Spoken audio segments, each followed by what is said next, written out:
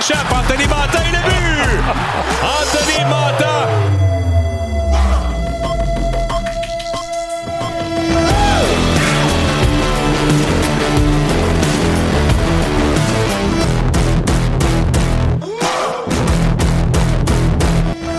Comment allez-vous? C'est un immense bonheur de vous retrouver. Je vous souhaite une excellente fin de journée, un bon début de soirée. Ça sent le hockey. Le Canadien joue ce soir à Tampa Bay contre le Lightning, duel de 4 points, mais qui prend tout son sens parce que cette fois, le Canadien reluque le haut prestige de la tête de la section Atlantique, la plus relevée de toute la Ligue nationale. Qui aurait dit ça en début de saison? Faudra faire sans Alexandre Carrier, toutefois, puisqu'on a appris plus tôt aujourd'hui qu'il devra s'absenter pour une période allant de 2 à 4 semaines, ce qui veut dire, en principe, terminado pour la saison régulière et peut-être même pour l'entièreté de la première ronde éliminatoire. Mais ça, si c'est le pire des cas, dans le cas de Carrier, ce serait étonnant. Il récupère habituellement très vite et très bien. Pourrait-on le revoir à Long Island le 12 ou à Philadelphie le 14 et en série? Je ne gagerai pas contre ça. Entre-temps, c'est une fâcheuse blessure qui survient à un bien mauvais moment, car elle pourrait priver Carrier et le Canadien de précieuses minutes. Évidemment que le malheur des uns fait le bonheur des autres, mais bon, ça peut pas juste marcher comme ça. On va lui parler 2 fois ce soir, puisqu'il est à Tampa, et on le retrouve en marge de ce duel entre le Canadien et le Lightning. Renaud Lavoie. Renaud, comment ça va? Ça va toujours bien. Là, tu te rappelles, il y a 2 semaines, j'étais à la réunion des directeurs généraux. Oui. C'était le déluge, c'était une tristesse absolue. À Tampa, il fait beaucoup plus beau. On est vraiment bien. Les joueurs hier ont bien profité de leur journée de congé pour relaxer, profiter du soleil un peu. Ça donne de l'énergie, le soleil, Jean-Charles. Je sais qu'au Québec, il nous en manque, là. Ouais. Un peu de patience encore et souhaitons que ça va arriver plus vite que plus tard. Surtout aujourd'hui, Renaud. La température au Québec ressemblait à ce que tu as vécu à la réunion des DG il y a 2 semaines aujourd'hui. C'était pas élégant. Bon, on s'est parlé hier. Il y avait eu le rappel de Adam Ekstrom, Canadien qui avait confirmé que ce n'était pas un rappel d'urgence pour blessure, mais bien un rappel permanent, ou du moins l'un des 5 rappels possibles entre la date limite et le dernier jour du calendrier régulier. Et on se questionnait lequel des défenseurs a été mis à mal au cours du week-end sans nécessairement trouver la réponse. On sait maintenant que c'est Alexandre Carrier qui s'absente. Oui. Est-ce que c'est une vieille blessure qui l'a aggravée? Qu'est-ce que tu as pu apprendre là-dessus?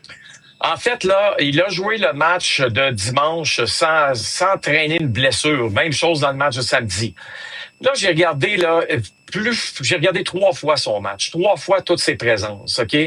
Et c'est très difficile de dire, il y a un lancer bloqué, c'est sûr que ça lui a fait mal à une main, à une épaule, à un coude, un bras, peu importe. On sait que c'est une blessure au haut du corps, mais ce qui est clair, c'est que c'est pas une commotion cérébrale, il a jamais été atteint à la tête.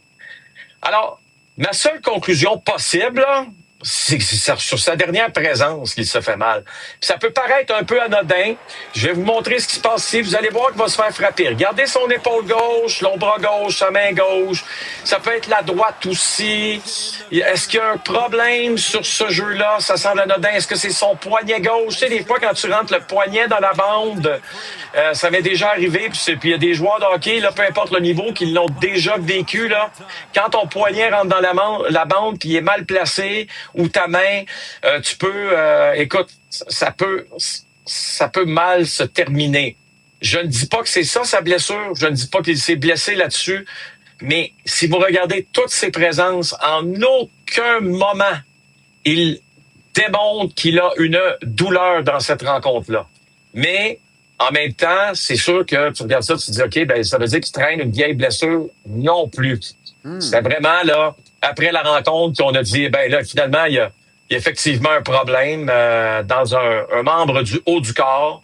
Et on va devoir, évidemment, t'envoyer à Montréal, où il a rencontré le médecin hier à 21h. C'est pourquoi, du côté des Canadiens, on nous a pas annoncé le rappel de Engstrom en même temps que le départ de Alex Carrier. Ouais. Pourquoi? Parce que on voulait être sûr qu'on avait la bonne réponse et le bon diagnostic, mon cher Jean-Charles. OK. Bon, alors espérons le mieux. Je le disais en ouverture, là, Alex, c'est un gars qui récupère généralement vite et bien. Il va être là en série. Oui, ben il oui. Le premier match, peut-être avant, comme tu as dit. Faut s'y attendre.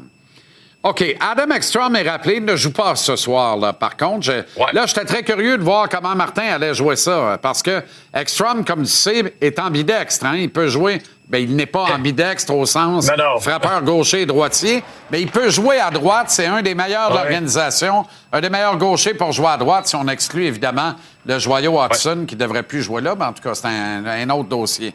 Alors, je me demandais, est-ce qu'on va jumeler Ekstrom à la droite de Goulet pour laisser Goulet dans l'habitacle naturel et uniquement sortir Carrier, le remplacer par un élément? Est-ce qu'on va vouloir rééquilibrer les trois paires de défenseurs? Bien là, on a une parcelle de la réponse. Exactement. Le pire, c'est qu'on pensait qu'Ekstrom allait jouer là, assurément le match de ce soir. Mais non, pourquoi? Parce qu'on va aller voir ce qui s'est passé à l'entraînement. Arbor Xhekaj se retrouve avec Kaiden Goulet, OK? Là, écoute, tu vois ça, tu te dis, tabarouette, OK? Là, ça va être une paire de défense de deux défenseurs qui ça va être dur. Là. C'est pas la première fois que ces gars-là jouent ensemble, mais ça fait un bail, par contre, que c'est arrivé. Là. Puis on veut donc amener un aspect de robustesse qui est très important. Surtout dans le match de ce soir. Là. On va revenir à la mise en échec tantôt, Jean-Charles, mais on va voir ensemble que c'est une équipe qui est très différente de ce qu'on a connu la saison dernière. Et Arbor Xhekaj, lui, avec Goulet, on veut jouer dur, ça c'est clair. Faut pas oublier non plus qu'il s'était battu dans le temps des fêtes contre Sabourin. Ça avait été tout un combat. D'ailleurs, la pauvre Charlie, il y a 8 ans, était au match, s'était mise à pleurer quand elle a vu Sabourin au plancher. C'était ce knock-out. Bon, ben oui. Elle apprend. Qu'est-ce que tu veux que je te dise? Ah ben oui, mais c'est ça. Dit, j'ai posé la question à Arbor ce matin, là. Dans le fond, l'objectif, c'est que sa paire de défense, que son duo, soit très, très, très difficile à affronter. On va l'écouter. We both like to play physical and in-your-face hockey, so we got to make sure they're having a tough night over there against us. Maintenant, je suis curieux, là. On l'a vu dans les répétitions ce matin, les images que vous nous avez relayées. Il est utilisé sur le flanc droit. Est-ce que c'est pas de nature un peu étonnante parce que Albert, sur le flanc gauche, ça passe par la peur, imagine-toi à droite, alors que Goulet a souvent été utilisé sur le flanc droit. Oui, mais Kaiden Goulet, là, Jean-Charles, là, on veut maintenant qu'il termine la saison à gauche, selon moi. Okay? J'ai aucun doute dans mon esprit. Bonne nouvelle. C'est ce qu'on veut faire, OK? Alors, pas besoin de te dire qu'on va continuer dans cette direction-là, OK? Du côté des Canadiens de Montréal. Puis, dans le cas d'Arbor Xhekaj, lui, ce matin, ce qu'il m'a dit, c'est qu'il n'y avait pas de problème, lui, de jouer à droite. Il dit, en fait, j'aime ça, jouer à droite. Ah oui. Donnons-leur la chance, là. On va leur donner la chance de voir à quoi ça va ressembler, ces deux-là, ensemble. Puis demain, toi, moi, on en reparlera, évidemment, dans une de nos nombreuses interventions. T'es sûr que tu n'as pas demandé s'il préférait pas frapper de la droite? Parce que ça, on sait qu'il aime ça. Ça, on le savait déjà. On le savait déjà. OK, le trio de Nick Suzuki est tout feu, tout flamme, mais il n'est pas le seul à l'être. Non. Et ça, c'est la beauté de la chose présentement chez les Canadiens. Ça fait 3 matchs de suite que ces 3 trios différents connaissent du succès et il était temps. Jeudi au Centre Bell, c'est le trio de Jake Evans qui a fonctionné avec Zachary Bolduc. OK? Et ça, là, déjà là, ça faisait du bien à tout le monde. Ensuite, le trio d'Oliver Kapanen, qui avait besoin d'un gros match à Nashville, a été le meilleur trio sur la glace. Les 3 étoiles du match appartiennent aux 3 membres du trio, OK?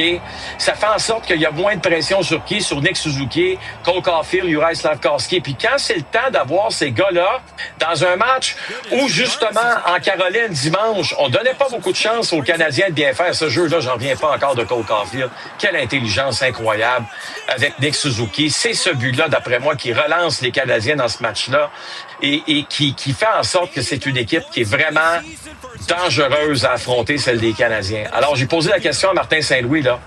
Tu sais, ça arrive à un moment important là, dans la saison, là, que t'as 3 trios qui sont capables de contribuer offensivement. On va écouter l'entraîneur des Canadiens. Si tu te concentres à faire des actions qui aident l'équipe, au lieu d'avoir « Ah, faut que je fasse ci à soir, faut que je fasse ça, j'aimerais ça faire ci, j'aimerais ça faire ça », Je pense que les opportunités se présentent à différents moments durant un match. Puis un soir, les opportunités sont là pour ces gars-là. L'autre soir, les opportunités sont là pour d'autres joueurs. Ils sont capables de finir sur l'autre chance. Mais en général, tu veux venir en vague. Tu sais pas qui va marquer les buts. Tu sais pas qui c'est qui va finir les jeux. Mais en général, je suis très confortable de venir en vague avec le groupe qu'on a. OK, Renaud, excellent. À tantôt pour la mise en échec. Je ne serai pas dans la pénombre à la mise en échec. Ah, Ce ben sera là, pas des c'est ça. nombreuses répétitions. Ouais. Il est dans l'orage, ça y est, il est dans le tonnerre, dans les éclairs. Il est à Tampa, c'est ça. Exact. À tantôt. Salut, Ron. Jean-Charles. À tantôt.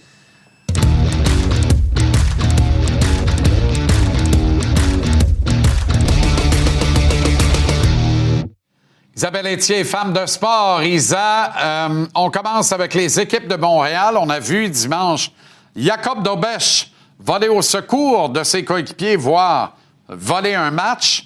Mais la gardienne de la victoire a fait la même chose en ce même jour. En fait, effectivement, il y a beaucoup de similitudes entre les deux équipes de Montréal et le brio de Anne-Renée Desbiens en fin de semaine était vraiment une chance qu'elle était là en première, deuxième période. Écoute, Jean-Charles, c'est 2 tirs pour Montréal en première période contre 11. Elle a eu vraiment, oui, on s'est fait marquer en première période, mais c'est vraiment sa performance qui a permis à l'équipe de rester dans le match. Et j'appellerais le réveil en troisième. Catherine Dubois, 2 buts en troisième période et Laura Stacey qui ferme les livres avec un troisième but. Donc, c'était une belle victoire pour l'équipe de Montréal, le 3-1.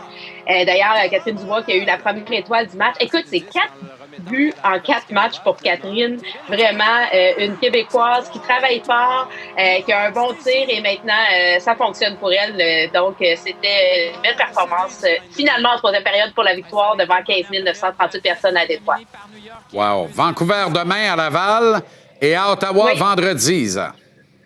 Exactement. Donc là, on est aussi en fin de saison pour la LPHF. Il reste 7 parties pour la victoire. On est présentement en deuxième au classement. Seulement que Boston qui a confirmé sa place. Bon, en série, on peut s'attendre à ce que Montréal soit là.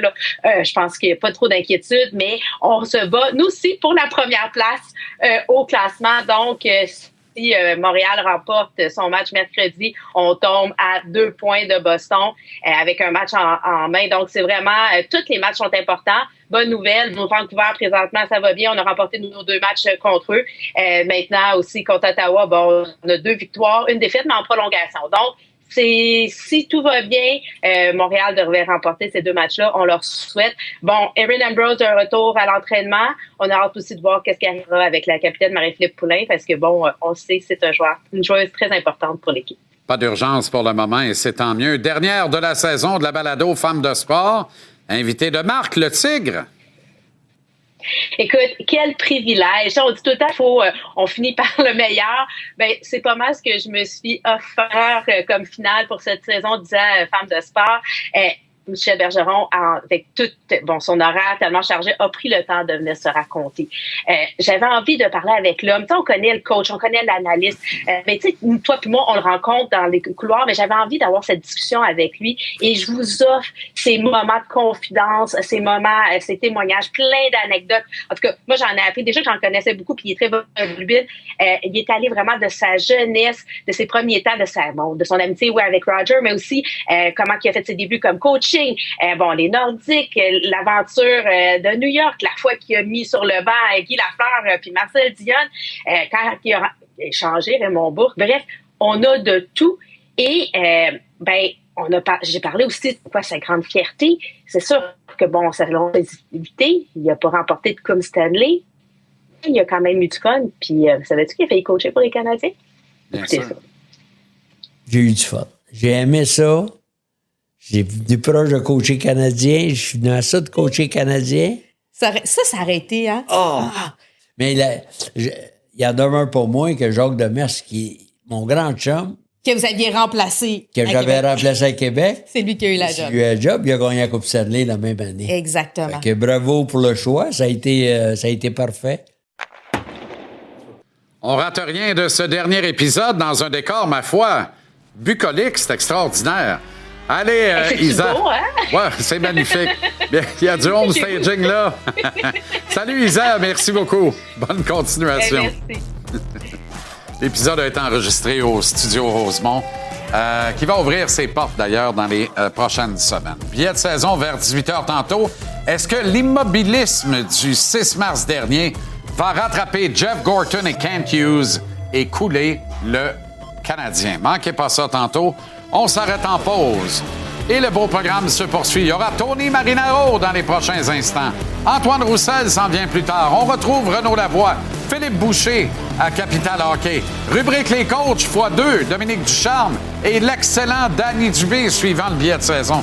Mais d'abord, au retour, au cœur de sa série de premier tour contre les Islanders de Charlottetown, le grand patron hockey des Remparts de Québec, ex-NHLer, Simon Gagné. Restez là.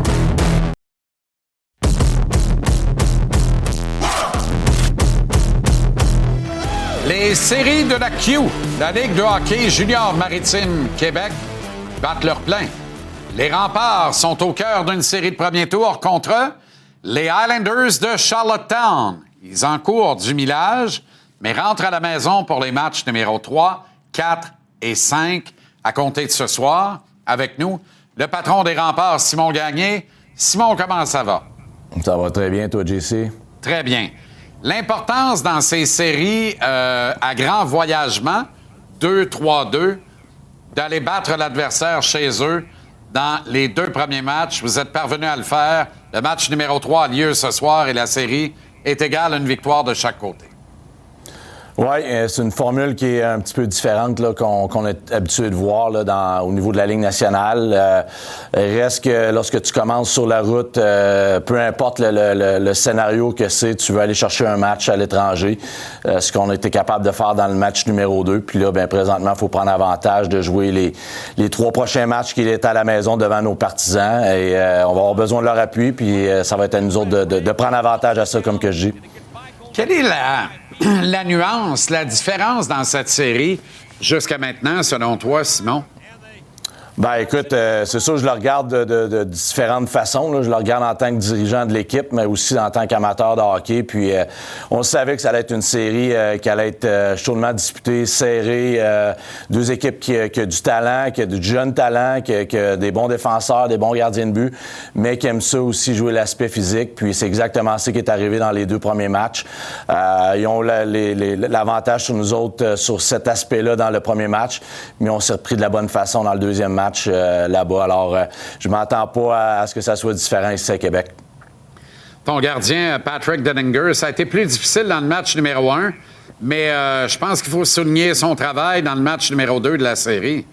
Oui, mais écoute, Pat, c'est un jeune gardien de but, seulement 17 ans, c'est sa première année dans la Ligue. Alors, pour lui, c'est sûr, là, tu voyais, puis pas seulement lui, mais nos jeunes étaient un petit peu nerveux, puis, tu sais, c'est de goûter. Tu sais, on le dit souvent, là, le hockey des séries est différent du hockey de saison, puis je pense que le fait là, d'avoir goûté à ça, oui, il y a certains buts qui aimeraient se revoir, puis comme je te dis, il n'y a pas juste lui, le reste de l'équipe a vraiment steppé up, comme on dit dans le match numéro 2, ont levé leur jeu d'un cran, puis Pat en a fait partie du match numéro 2 pour faire la différence. Ça a-tu été une grosse conversation entre Éric Veilleux, toi et les autres décideurs autour de la table de confier le filet à un 17 ans en série éliminatoire, Simon?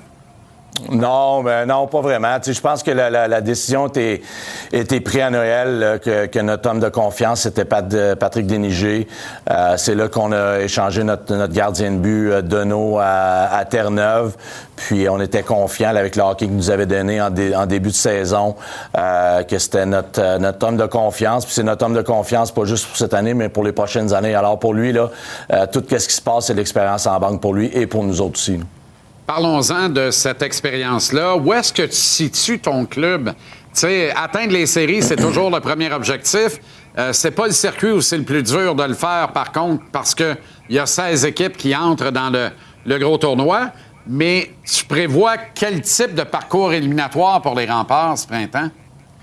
Ben, tu sais, ça commence avec la saison, c'est sûr pour nous, là, année après année, dans notre fameux plan de 5 ans que je répète souvent. On est là à la 3e année, puis qu'est-ce qu'on avait fait l'année d'avant? Ben, c'est d'avoir une meilleure année l'année suivante. Ce qu'on a fait dans le classement général puis dans la conférence. Puis là, présentement, ben, on joue contre une équipe qui a fini 4e et nous autres 5e. Alors, c'est 2 équipes qui se ressemblent beaucoup.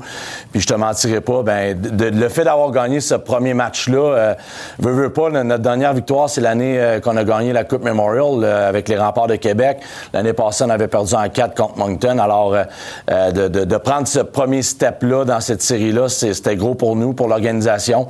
Mais c'est sûr qu'on veut plus. On veut voir nos joueurs progresser, prendre cette expérience-là, puis passer au deuxième tour aussi, là.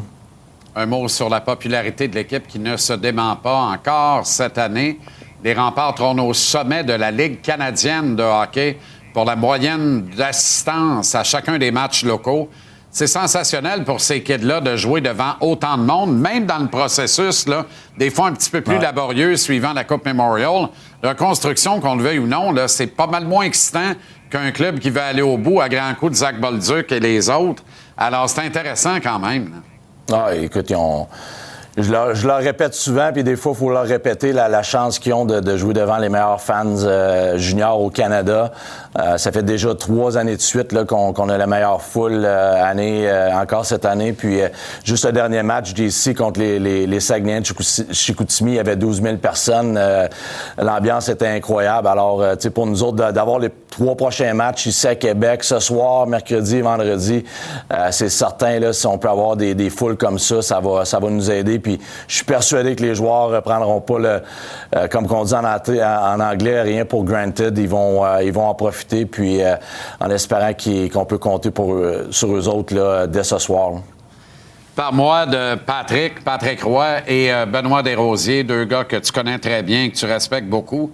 Il n'y a pas beaucoup de monde qui voyait les Islanders, pas ceux de Charlottetown, mais ceux de New York, en série éliminatoire cette année. Il n'y a rien d'acquis de fait encore. Dure défaite hier quand même, alors que le match avait si bien commencé pour eux autres. Mais de façon générale, l'équipe se comporte à merveille. Est-ce que toi, qui les connais très bien, ça t'étonne quand même un peu? Non, puis tu sais, dès le jour 1, lorsque Patrick est engagé, puis par la suite, lorsque Pat est allé chercher Ben, je savais que ces deux-là étaient faits là, pour coacher ensemble au niveau professionnel. Je l'ai vu à tous les jours ici avec les Remparts l'année de la Coupe Memorial. C'est des passionnés qui vont tout faire pour trouver les petits détails puis être prêts à n'importe quel scénario.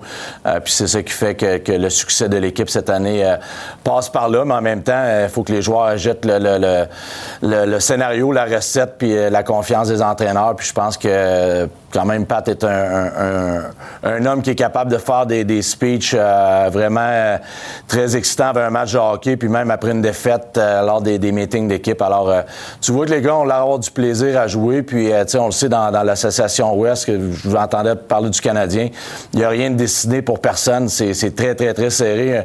Tu perds 2 matchs, tu es sorti des séries, tu en regagnes 2, tu te retrouves dans le top 3 de ta division. Alors, ça va être une fin de saison très, très le fun à regarder pour tout le monde, je crois. La meilleure preuve de ça, c'est ton ancien club, les Flyers, qui se ramènent dans la conversation avec Danny B et Rick Tocchet. Mais alors là, qui l'eût cru? Alors, on va surveiller ça avec grand intérêt. Bon match ce soir, demain, vendredi. Match numéro 3, 4, 5, Centre Vidéotron à Québec. Rempart contre les Islanders de Charlottetown. Merci, Sim. Salut. Bonne soirée. Yes, salut, JC. Merci. Salut. Je rappelle qu'Antoine Roussel va être avec nous pour terminer l'émission ce soir. Il y aura Philippe Boucher, il y aura Renaud Lavoie, il y aura 2 coachs plutôt qu'un, Dominique Ducharme et, bien sûr, Danny Dubé. Le baron Alain Chantelois s'amène tantôt, mais pas avant. Tony Marinaro au détour. Restez là.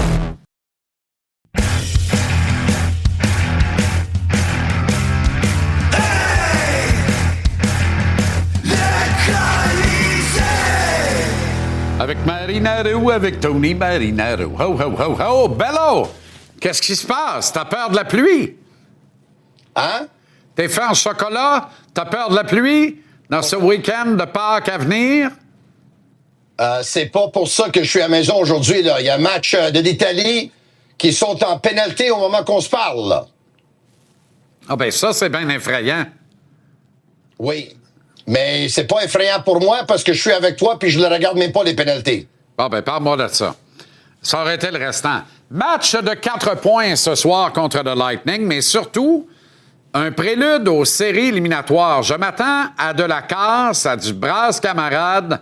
Et pour cette seule raison-là, je suis content de la présence d'Albert Jacquet dans l'alignement ce soir parce que les chances sont bonnes que ces 2 équipes se retrouvent dès le premier tour des séries, Tony.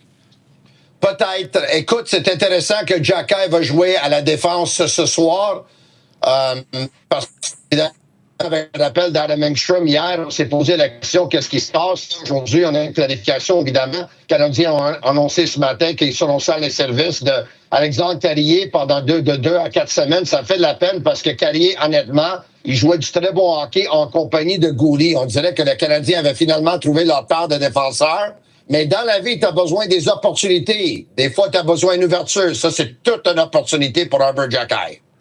C'en est toute une ce soir. J'aurais aimé le voir du côté gauche, mais je pense que Goulet fait très bien à gauche. On aime le hockey qu'il nous donne et on ne veut pas le déstabiliser, Tony. En ce sens-là, c'est une bonne nouvelle. Par contre, il y aura des bouchées doubles à prendre pour racheter peut-être les erreurs d'assignation de Xhekaj ce soir, là, qui a de la difficulté depuis le début de la saison. Ça risque pas d'être meilleur du côté droit. Je ne pense pas que Xhekaj va avoir beaucoup de glace ce soir, hein? Mais par contre, je suis intéressé à voir là, c'est qui va jouer en désavantage numérique, parce qu'on sait qu'Alexandre Carrier, c'est un gars qui joue en désavantage numérique. Goulet va être là, Matheson va être là, Dobson va être là. Est-ce que ça va être Hudson? Est-ce que ça va être Struble? Est-ce que ça va être Xhekaj? Fort probablement Struble, mais on a hâte de voir ce soir, là. Parce que, évidemment, le fait que Struble joue, le fait que Xhekaj joue, vraiment, Xhekaj, c'est toute une opportunité pour lui. Lui qui avait raté 5 matchs consécutifs à la défense. Oui, attends-toi à voir Struble en situation de désavantage numérique également. Il n'y a pas de doute dans mon esprit. Est-ce que les gars du Lightning vont tenter de sortir Xhekaj de son match? Est-ce qu'il y a des gars du Lightning qui vont essayer Xhekaj? On n'aurait pas dit ça de cette équipe-là il y a 1 an à peine. Mais l'identité du Lightning a complètement changé. On dirait que Julien Brisebois a pris le calque des Panthers de la Floride et il a dit « J'ajoute du grit et je vais m'armer et être dangereux pour le gros boulot. » C'est une équipe qui a des joueurs de talent, ça, il n'y a aucun doute. Ils sont dangereux comme le Canadien, mais ils ont un ingrédient, tu viens de le mentionner, que les Canadiens n'ont pas en ce moment. C'est une identité sur leur 4e trio. C'est des bons joueurs de hockey qui peuvent se salir le nez. Et le Canadien, malheureusement, ils ont beaucoup moins de ça que le Lightning de Tampa Bay, mais ils doivent se battre puis ils doivent passer à travers. Ils doivent avoir cette expérience-là. Puis on dirait que, tu sais, Martin Saint-Louis, lui, il l'a fait quand il était joueur. Je comprends son ADN, son niveau de compétitivité était différent des joueurs des Canadiens. Mais ça va être intéressant parce que tu viens de dire, le Lightning ont ajouté de la robustesse. Leur défaite l'an passé, leur défaite des dernières années, leur a fait ouvrir les yeux qu'est-ce qui manquait à cette équipe-là. OK. Nikita Kucherov, on n'en parle jamais quand on parle des meilleurs joueurs de la Ligue nationale de hockey.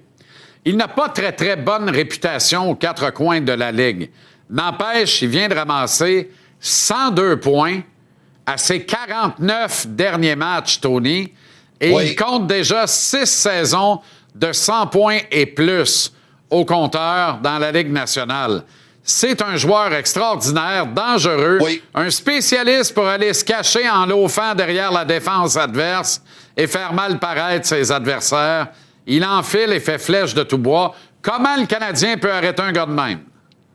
Écoute, il faut avoir un plan parce que selon moi, on est des fiers Canadiens. On aime ça dire que McDavid ou McKinnon sont les meilleurs joueurs de hockey au monde. Mais pour moi, depuis 3 ans, c'est Nikita Kucherov. On ne peut pas nier qu'est-ce qu'il est en train d'accomplir. On ne peut pas nier les statistiques. Qu'est-ce qu'il faut faire? Je pense qu'il faudra avoir un gars comme Matheson ou Dobson sur la glace quand il est sur la glace. Mais le Canadien n'a pas le dernier changement. On sait, Nick Suzuki a beaucoup de succès contre les meilleurs joueurs adverses. Je pense que ce soir, si Suzuki n'est pas là à cause du dernier changement, ça va être toute une responsabilité pour un gars comme Dano ou Evans. Moi, personnellement, j'aimerais les voir tous les deux sur le même trio, mais en voyant que le Lightning ont beaucoup de profondeur, oublie pas, Anthony Cirelli, c'est leur 2e joueur de centre. Braden Point, c'est leur premier joueur de centre. Ça va être une soirée difficile pour le Canadien, mais ça va être une soirée difficile pour le Lightning aussi, Jean-Charles. Parce que le Canadien joue du gros hockey, puis leurs meilleurs joueurs sont leurs meilleurs joueurs. À Toronto, Eureka, Brad Treliving est relevé de ses fonctions de directeur général des Leafs. C'est un détail là, parce qu'on l'aurait congédié à la fin de la saison de toute façon. Mais est-ce qu'on passe un message clair de dire On voulait tellement le mettre dehors qu'on le met dehors à 8-9 matchs de la fin du calendrier régulier. C'est un peu ridicule, si tu veux mon avis. N'empêche, il est parti. Oui. N'en parlons plus. Quelle est la suite à Toronto? Ça risque d'être intéressant. Mais selon Elliot Friedman, ça se peut que Brad Treliving a dit à Keith Pelly, écoute, là, je sais que je suis dehors, on m'en parle, t'es en train de passer tout le monde en entrevue, t'es en train d'appeler tout le monde. Donc, si tu vas le faire à la fin de la saison, au lieu d'attendre, fais-le tout de suite, s'il vous plaît. Donc, ça, c'est peut-être une théorie qui fait beaucoup de sens si on y pense, parce que sinon, les Leafs de Toronto auraient congédié Brad Treliving, soit durant la pause des Jeux olympiques ou soit durant, évidemment, la semaine de la date limite des transactions. Quelle est la suite? Je pense que, écoute, un nom qui circule en ce moment, évidemment, ce matin, le nom qui circulait beaucoup était Doug Armstrong, ancien DG des Blues de Saint-Louis.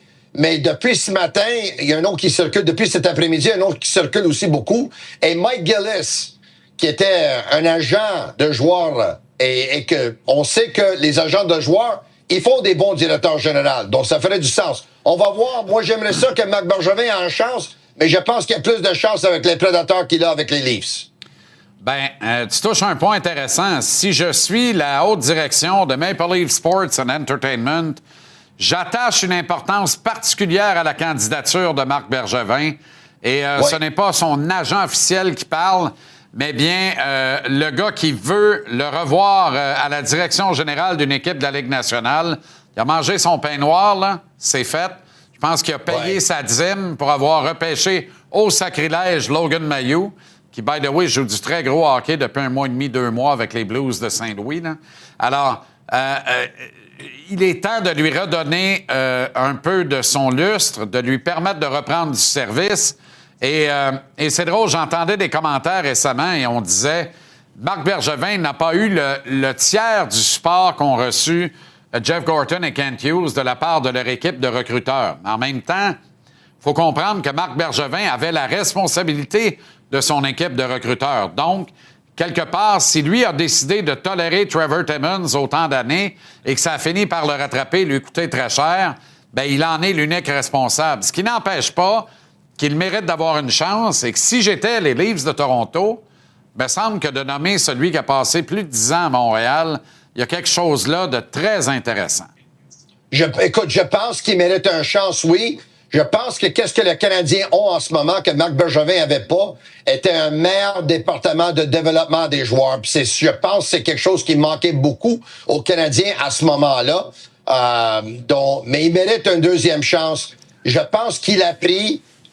il faisait des erreurs. Écoute, c'était difficile pour lui la communication avec ses joueurs. Des fois, il était trop loyal envers certains employés ou certains joueurs. Ça lui a fait un peu mal. Je pense qu'il a appris de ses erreurs. Puis il faut comprendre aussi, là, c'était pas juste des erreurs qu'il a faites, là. Parce que la transaction pour amener Nick Suzuki était tout un. Le repêchage de Cole Caulfield, évidemment, est excellent. Marc Bergevin, il a fait des bonnes choses aussi, là. Il a amené une équipe en finale de la Coupe Stanley aussi, là. Bon, là, je sens que tu vas perdre ton italien plutôt que ton latin. Mais ta nation, mon cher ami, va rater une autre Coupe du Monde. L'Italie vient d'être éliminée.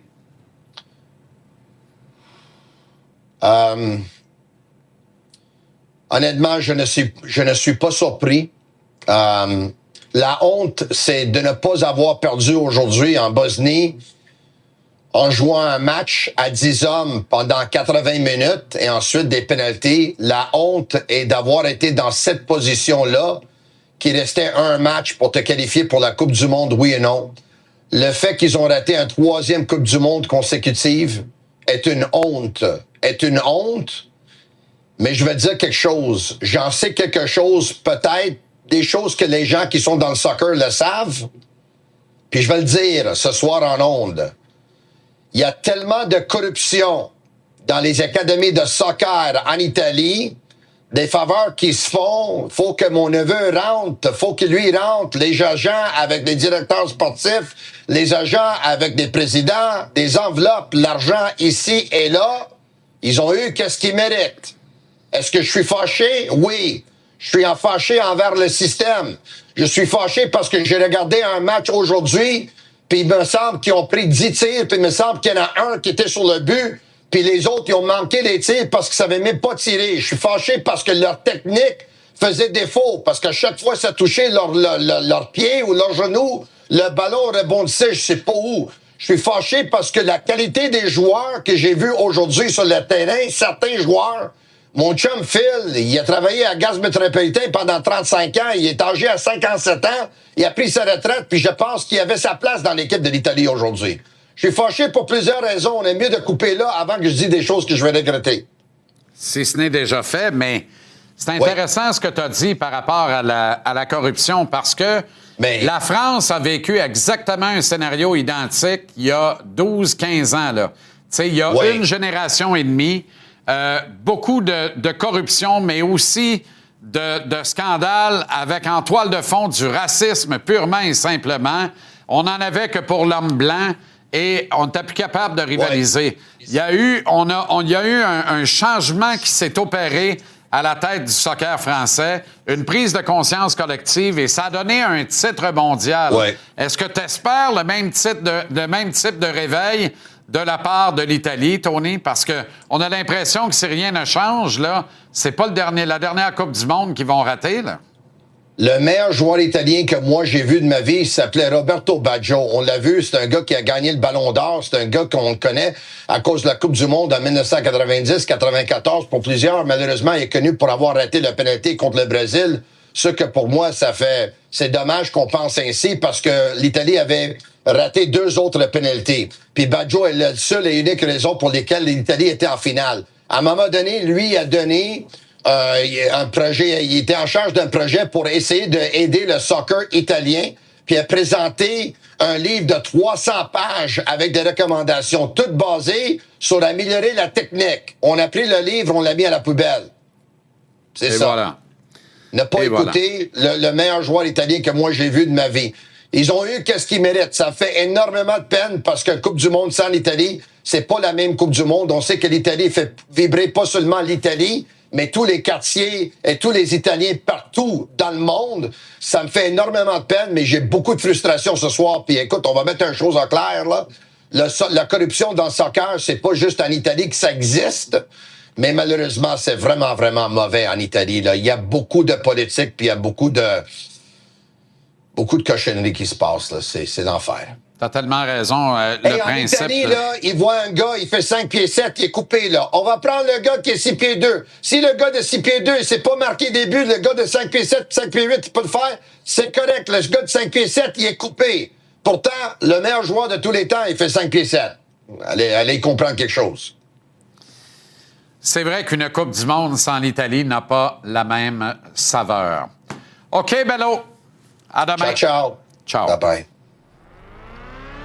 L'Italie perd au tir contre la Bosnie, écartée de la Coupe du Monde pour une 3e fois.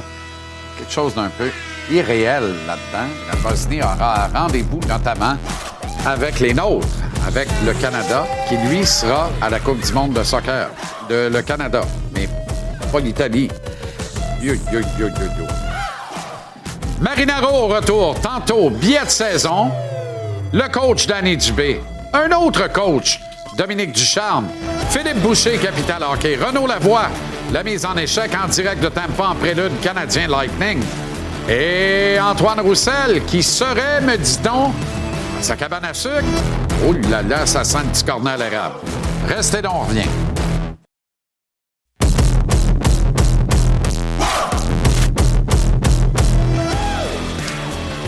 On retrouve le baron Alain Chantelois. Comment ça va, le baron, cette semaine? Bien, ça va très bien, mon JC. La seule chose, j'ai pensé à toi, quand j'ai vu que le deuxième trio avait produit avec Kapanen et puis Demidov, l'avant-dernier match, j'ai dit, pour moi, il a tout perdu ses cheveux. Mais dans le fond, j'aurais pas dû dire ça parce que des fois, tu as raison, mais ce coup-là, tu n'avais pas raison.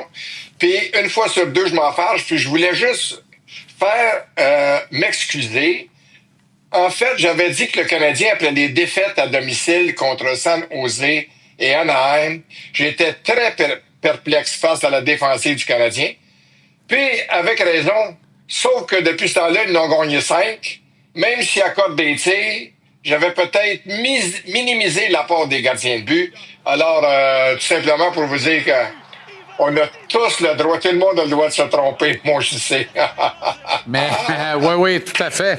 Mais permets-moi de te dire que le deuxième trio, moi, je veux le voir produire avec plus de régularité. Je veux pas que les gars ramassent les 3 étoiles de la game une fois par mois, puis on les cherche les 29 autres jours. C'est pas un chèque de l'aide au ciel, ça, là. Non. C'est un trio numéro 2 de la Ligue nationale. Faut que ça se comporte comme ça. Je comprends. Je regardais ton chum O'Reilly jouer l'autre jour, là. Il est plus lent que moi quand je patine de reculons. Ouais, fait que je pense pas que dans le contexte actuel, ça aurait été vraiment un apport de premier plan avec le Canadien de Montréal. ATK à 64 au cercle des mises en jeu, gaucher naturel. Et il serait, je pense, 4e meilleur pointeur du Canadien actuellement. Je ne veux pas trop me tromper. C'est pas pire pareil. Non, mais je le trouve lent. Puis dans un monde de jeunes, dans un monde axé sur la vitesse, je pense que il y a un petit peu, comme disait un ancien entraîneur du Canadien, du poil puis de la boîte. Je vais te dire une affaire. Si Ryan O'Reilly est lent, Philippe Danault, c'est un carrosse d'épicerie avec 2 roues barrées. Ah, ouais, mais là, il joue sur le 4e, 3e, 4e trio. C'est pas la même chose. Exact. Cela dit, t'es sûr que tu veux pas attendre après la game d'asseoir pour faire un meilleur coup de passe à la défense du Canadien? Je dis ça, je dis rien, là, parce que la perte de carrière, ça peut vouloir dire beaucoup. Oui, mais 19 minutes qu'il jouait en moyenne par match. Surtout en désavantage numérique. Ouais. Et les gars qui vont le remplacer sont pas habitués à jouer plus que 10-11 minutes. Alors, c'est là que si le Canadien avait bougé, c'était en bon québécois, Jean-Charles, padé du côté droit, peut-être qu'on aurait été plus en grosse voiture. Exact. Mais là, ça va donner la chance aux jeunes de montrer. Et là, je parlais avec Berger tantôt, puis j'espère que Jack Eye, là, va arrêter de... Il va jouer, là, comme si c'était le dernier match de sa vie. Comme si c'était le dernier match de sa vie. Frappe-les, joie le vert. Comme tu as fait quand tu étais à l'attaque dimanche, tu as joué 6 minutes. Fais la même chose. Tu vas t'apercevoir que... Non, moi, j'ai confiance. Ça ne sera pas la même chose. Peut-être pendant 2-3 matchs, ils vont être capables de colmater les brèches. Mais à long terme, je pense qu'ils vont avoir de la misère. Ben, c'est parce que là... J'espère me tromper. Ben, moi aussi, j'espère qu'on se trompe, mais je suis un peu de ton avis.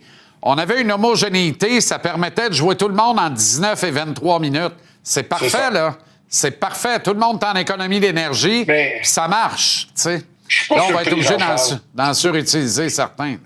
Je suis pas surpris qu'il ait été blessé parce que c'est pas le gars avec le plus gros gabarit. C'est un gars courageux, c'est un gars résilient.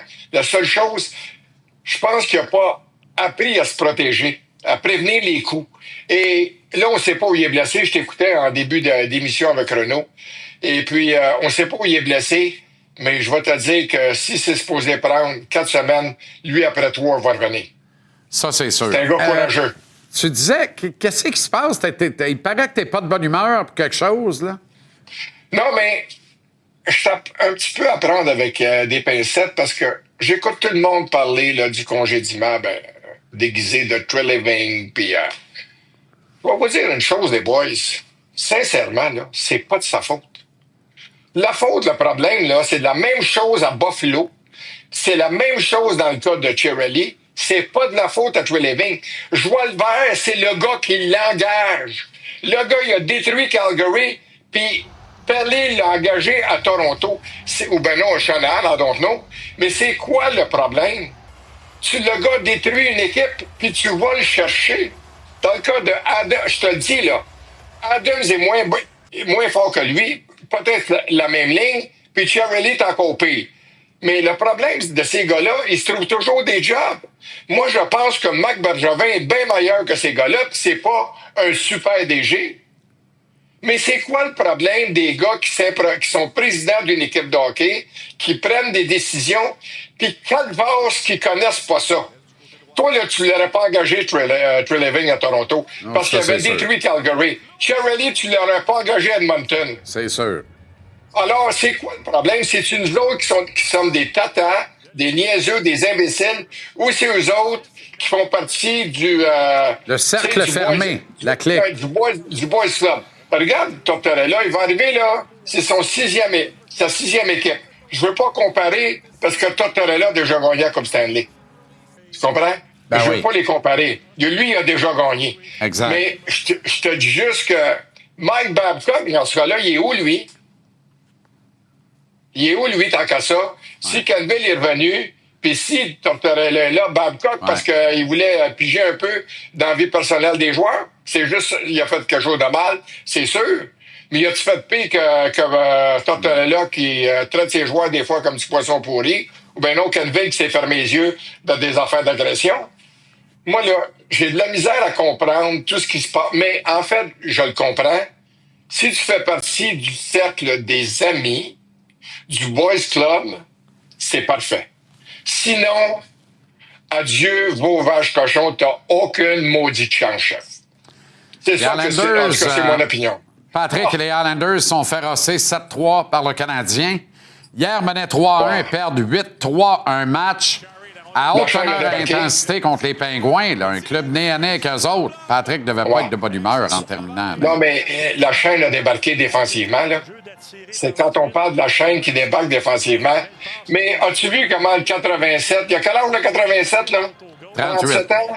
38? On m'a dit une chose. L'as-tu vu jouer hier, le 87? Non, mais il est fou. C'était écœurant. Mais quand, l'année passée, t'en souviens-tu quand il disait que le Canadien devrait aller chercher le 87? Ben oui. Je disais, voyons donc, Jean-Charles. Ben, je m'excuse, Jean-Charles, parce que t'avais raison. C'était un maudit bon joueur de hockey, même à 38 ans. Pas mal meilleur que des gars 22-23. Salut le baron. Bonne soirée, Salut, bon match. chef. Salut. Salut, mon cher. Une grosse deuxième heure pour vous autres. 2 coachs plutôt qu'un. Danny Dubé, Dominique Ducharme, Renaud Lavoie, Philippe Boucher, Antoine Roussel. Mais d'abord, le billet de saison retour juste devant Danny. Et on va parler de la situation du Canadien en défense, notamment.